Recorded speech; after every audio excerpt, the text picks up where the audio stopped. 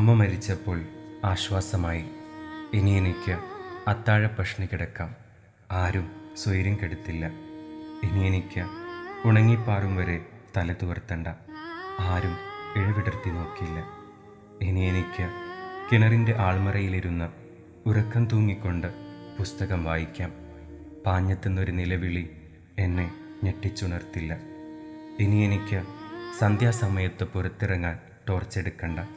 വിഷം തീണ്ടി രോമത്തുള്ളിയിലൂടെ ഊർന്ന് ചോര വാർന്ന് ചത്ത അയൽക്കാരനെ ഓർത്ത് ഉറക്കത്തിലെണീറ്റിരുന്ന മനസ്സ് ഇന്നലെ ഇല്ലാതായി. ഇനി എനിക്ക് എത്തിയിടത്തുറങ്ങാം.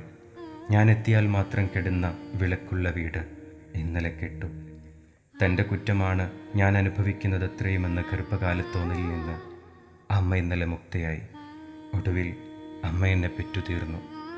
ഭൂമിയിൽ ശരീരവേദന കൊണ്ടല്ലാതെ ദുഃഖം കൊണ്ട് ഇനി ആരും കരയുകയില്ല. ആശ്വാസം എന്ന കൽപ്പറ്റ നാരായണ മാഷിൻ്റെ കവിത.